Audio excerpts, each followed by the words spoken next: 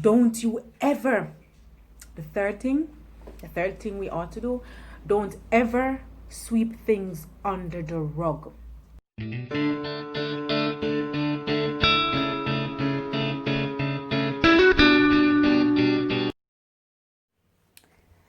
Hey YouTube fans, what's up? I know you guys missed me and I missed you too. And that is why I am here today. So, I'm here today to speak to us about seeking peace in our marriage.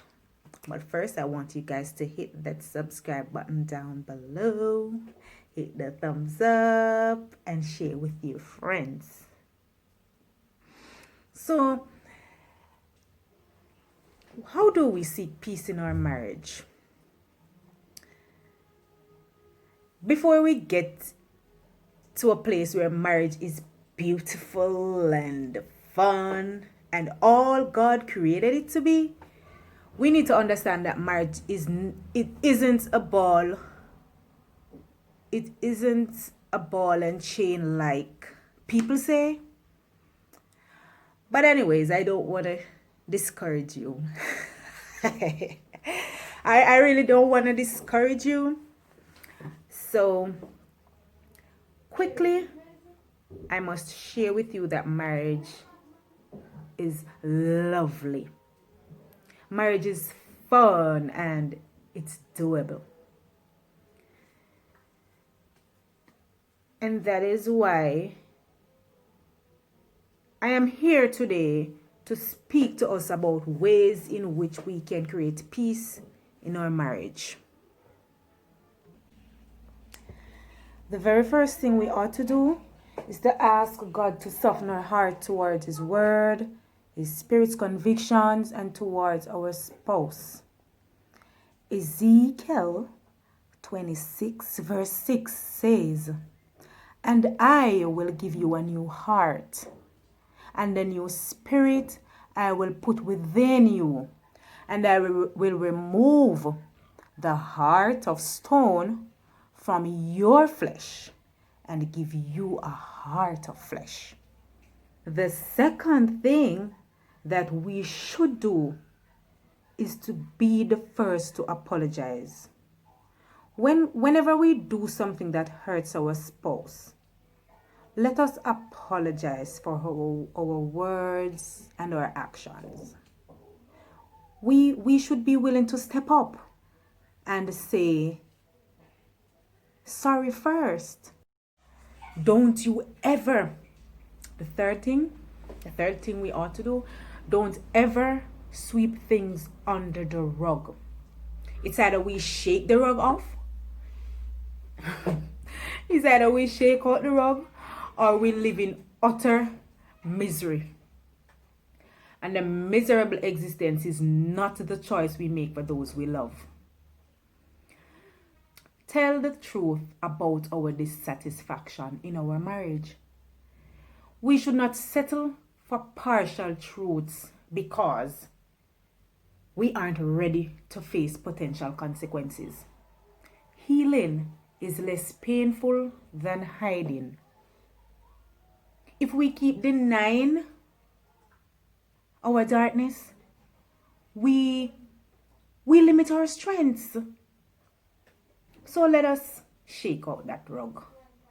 Let us find a way to not sweep under the rug.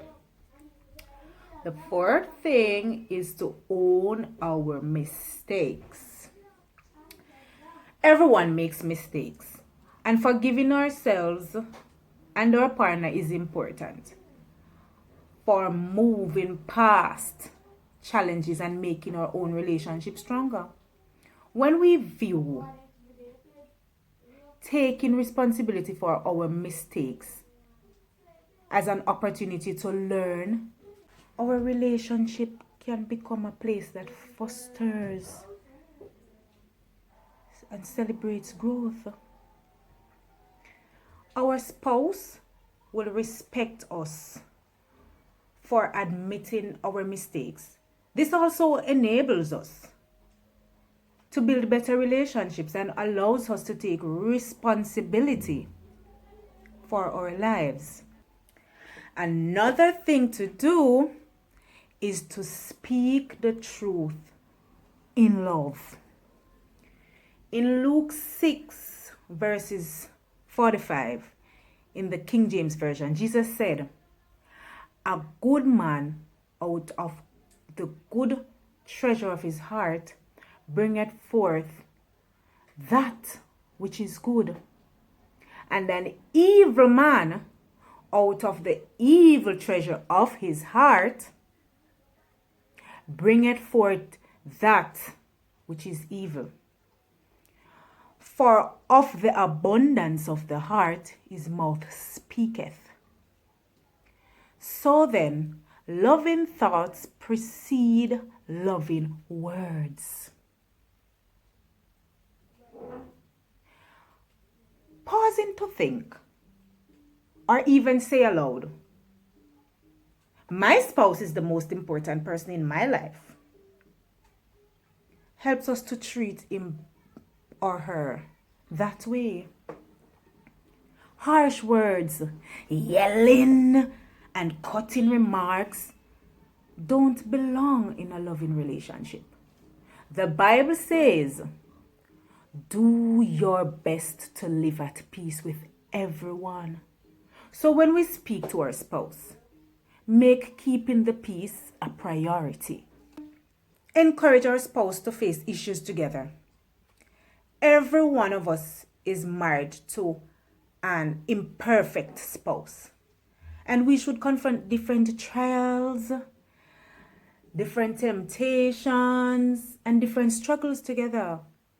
This helps us to learn to love, appreciate, and to be thankful for that imperfect spouse. This can be one of the most soul transforming things we can do. It's not an easy journey, but it is a profitable one.